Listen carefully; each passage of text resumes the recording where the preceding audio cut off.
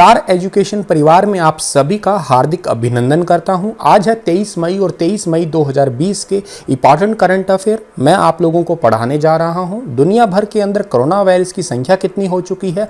53 लाख हो चुकी है और वहीं मौतों का आंकड़ा जो है वो 3.5 लाख पहुंचने वाला है। अच्छा, कुछ केसेस जो हैं वो ठीक हुए हैं, उनकी संख्या है 21,60,000। यही आंकड़ा दुनिया भर में देखा जाए तो दुनिया भर के अंदर जो है वो 16.5 लाख लोग जो हैं वो अमेरिका के अंदर संक्रमित है और मरने वालों की संख्या यहाँ पे जो है वो 97,647 हो चुकी है।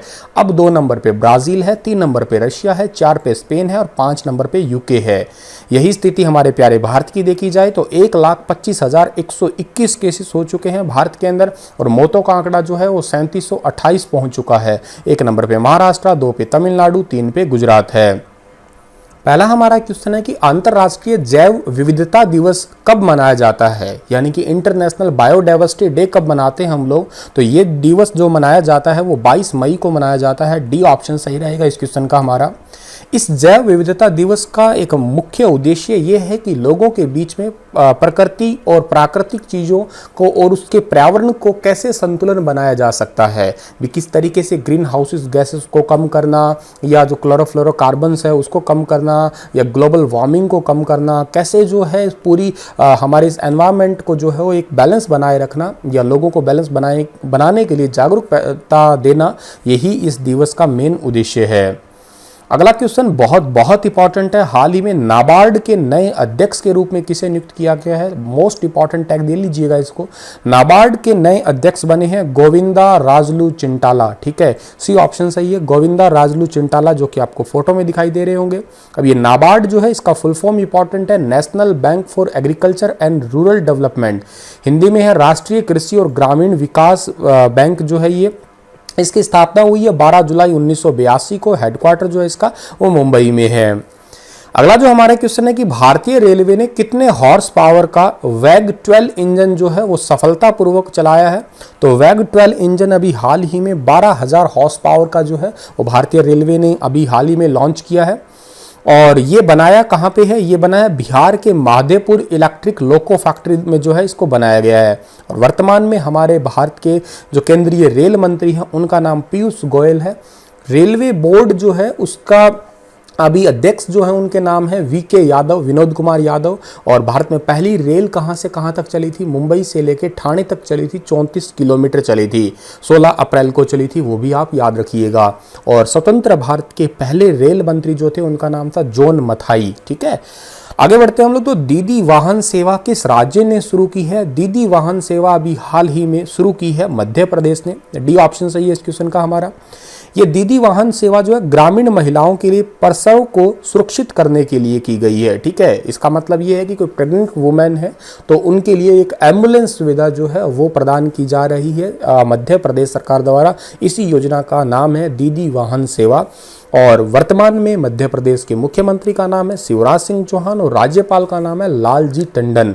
मध्य प्रदेश की राजधानी है भोपाल। मध्य प्रदेश में एक शहर है इंदौर जिसको 5 स्टार रेटिंग भी मिली हुई है, गार्बेज फ्री सिटी भी उसको भी बोला गया है और भारत का सबसे साफ शहर भी इंदौर ही है। किस राज्य में मी अन्नपूर्णा पहल का शुभारंभ हुआ है? मी अन्नपूर्णा पहल का शुभारंभ अभी हाल ही में महाराष्ट्र के अंदर हुआ है। ये ऑप्शन सही है इस क्वेश्चन का हमारा।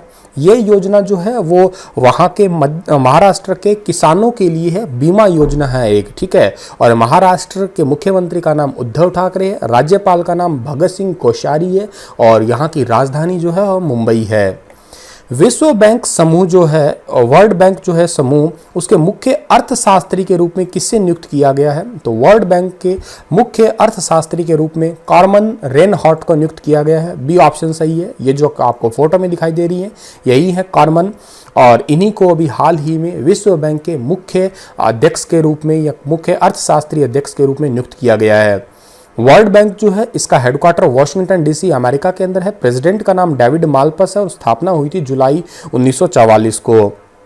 आरबीआई ने हाल ही में रिवर्स रेपो रेट को 3.75% से घटा के कितने प्रतिशत कर दिया है? तो अभी हाल ही में आरबीआई ने रिवर्स रेपो रेट को 3.75% से घटा के 3.35% कर दिया है। डी ऑप्शन सही है इस क्वेश्चन का हमारा।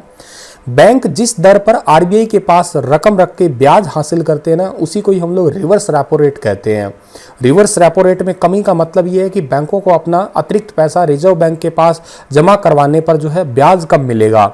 बाजारों में नकदी को जो कंट्रोल करना होता है तो रिवर्स रेपो रेट आरबीआई जो है वो कम आ जाती है अपने आप में। और नकदी बाजार में जब भी बहुत ज़्यादा दिखाई देती है तो आरबीआई क्या करता है, रेपो रेट बढ़ा देता है, जिससे बैंक ज़्यादा से ज़्यादा ब्याज कमा सकें। आरबीआई की स्थापना जो है वो कब हुई थी? 1 अप्रैल 1935 को हुई थी। राष्ट्रीयकरण 1949 को हुआ था। गवर्नर शक्तिकांत दास है और हेडक्वार्टर मुंबई में है। ठीक है, ब्रिटिश राज में इसकी स्थापना हुई थी और आरबीआई का हेडक्वार्टर मुंबई में है, तो आपको पता लग ही गया। हाल ही में आईआईटी ने अनुसंधानकर्ताओं ने, आईआईटी के यानी कि रिसर्च ने अल्जाइमर की वजह से थोड़े समय के लिए जाने वाली यादाश्त को रोकने या कम करने के लिए जो एक नई टेक्निक या एक नई वैक्सीन का जो है नया तरीका विकसित किया है। ये कौन सी आईआईटी ने किया है? ये जो आईआईटी गुवाहाटी है, उन्होंने एक नई टेक्निक जो है वो बनाई है। देखिएगा, मेनली होता क्या है, जब अल्जाइमर होता है तो हमारे दिमाग के अंदर न्यूरोटॉक्सिक मॉलिक्यूल जो है वो जमा हो जाते हैं। अगर वो न्यूरोटॉक्सिक मॉलिक्यूल जमा होते हैं तो ही हम लोग अपनी जो भी यादाश्त होते हैं उसको हम लोग भूलना शुरू कर देते हैं। तो इस न्यूरोटॉक्सिक मॉलिक्यूल को जमा होने से रोकने के लिए अल्जाइमर का एक न्यूरोकेमिकल सिद्धांत जो है वो विकसित किया है अभी हाल ही में आईआईटी गुवाहाटी ने। डॉक्टर रमेश पोखरियाल निशंक, जो कि हमारे एचआरडी मिनिस्टर हैं, इन्होंने हाल ही में नेशनल टेस्टिंग एजेंसी का कौन सा मोबाइल ऐप लॉन्च किया है? तो इन्होंने नेशनल टेस्टिंग एजेंसी का हाल ही में अभ्यास नामक मोबाइल एप्लीकेशन लॉन्च किया है। ए ऑप्शन सही है इस क्वेश्चन का हमारा। ठीक है, ये जो आपको फोटो में दिखाई दे रहे हैं यही है हमारे भारत के मानव संसाधन विकास मंत्री, जिसका नाम बदल के शिक्षा मंत्रालय भी कर दिया गया है। भारत से सीमा विवाद के बीच में किस देश ने हाल ही में नया मानचित्र जो है वो अपनाया है? तो आप सभी को खैर इसके बारे में अच्छे से पता लग ही गया होगा। नेपाल ने ऐसा किया है, बी ऑप्शन सही है। अब नेपाल और भारत के बीच में जो है वो मेनली जो लड़ाई है किसकी है? ये काला पानी, लिपू लेक और लिम्पिया धुरा, इन 3 हिस्सों की है। अभी थोड़ा टाइम पहले क्या होता है, मैप में देखिएगा आप लोग, ये वो जगह है, ठीक है, ये वो पूंछ सी जगह है जिसके लिए जो है मेनली लड़ाई चल रही है। भारत ने 2 नवंबर 2019 को एक नक्शा जारी किया था, इसमें लिम्पिया धुरा, लिपू लेक और काला पानी जो है शामिल थे। जैसे ही नक्शा जारी किया तो नेपाल ने ऐतराज जताया कि ये वास्तविक नक्शा नहीं है, ये हिस्सा जो है वो नेपाल के अंतर्गत आता है।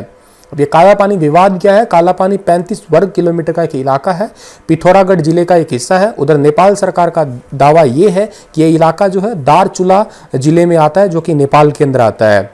1962 में भारत और चीन के युद्ध के बाद में जो है इस इलाके पर आईटीबीपी भारत के जो जवान हैं उनका ही कब्जा है। और नेपाल सरकार का ये दावा है कि साल 1816 के अंतर्गत जो तत्कालीन ईस्ट इंडिया कंपनी के बीच में सुगोली संधि हुई थी, उसके अनुसार जो है काला पानी नेपाल का ही इलाका आता है।